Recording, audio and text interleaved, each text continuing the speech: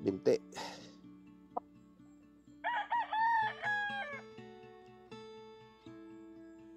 Sa pag-maintain ng mga sugat ng alaga natin, lagi nyo lang tatandaan yung salitang WPC.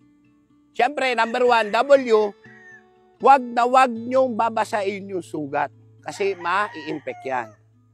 Letter P, magbibigay tayo ng penicillin base. So, ano ba yung mga penicillin dyan? Pwede dyan yung amoxicillin din. So, magkapamilya yung dalawa yan, penicillin saka amoxicillin. At letter C, commitment. So, commitment na dapat lagi nating malilinisan yung sugat ng alaga natin. So, ito yung manok ng kaibigan natin, nanalo nung isang araw. So, gagamutin natin ng traditional way. Ito yung traditional way sa pag-maintain ng sugat. So, una, lilinis tayo, gagamit tayo ng betadine. So, sa paglinis ng sugat, ang pinaka-the best is betadine. Kaysa dito ginagamit nila yung kulay blue na ini-spray. At mas mura. Magkano lang to? Para mga 50 pesos lang yata, 60 isang ganito. Yan, lagyan natin. Yan. Yan, palibot. Okay lang yan. Tapos, ito pa. Pagkatapos natin linisan ng betadine, magbibigay tayo ng penicillin. So, maraming klase ng penicillin na pwedeng mabili sa merkado. So, isa sa pinaka-the best din, pwede natin gamitin, bukod sa penicillin, is amoxicillin. Pinaka-the best, pampatay ng bakterya doon sa labas ng sugat. Bukod pa doon, so ito yung ilalagay natin, may amoxicillin siya, Premoxil powder. So yung amoxicillin kasi, yung powder na to, lalagay natin dito para hindi tapuan sila ng mga insekto. Isa sa protection nila ito.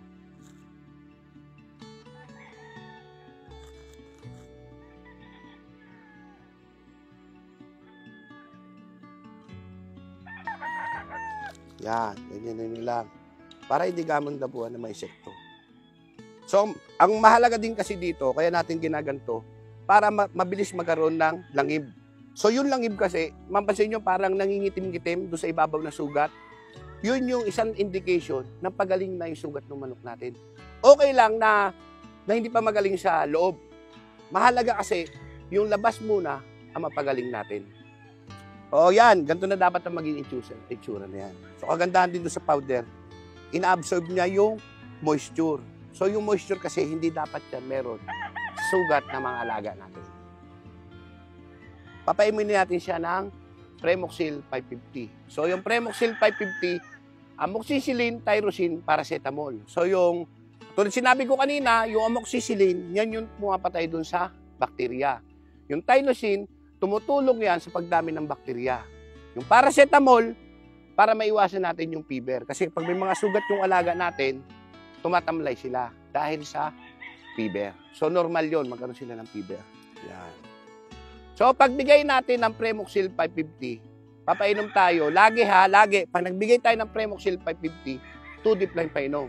Ito, ganito yung 2 dip. Isa. Dalawa.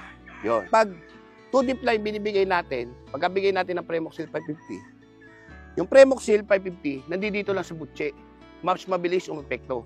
Pag binabaran nyo kasi ng tubig painom, didiretso lang yan sa kita nila. So, walang epekto yun.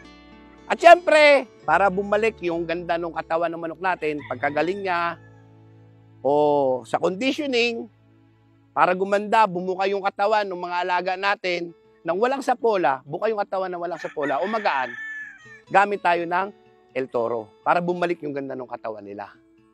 Tapos, syempre, para matibay sa basaan, lakas ng palo, angas ng dating, gamit tayo ng Bitmin Pro 357. Pwede na rin natin gamitin yan pang monthly maintenance. So, ito, 3 manok na nilaban, 2 ang panalo sa banay-banay.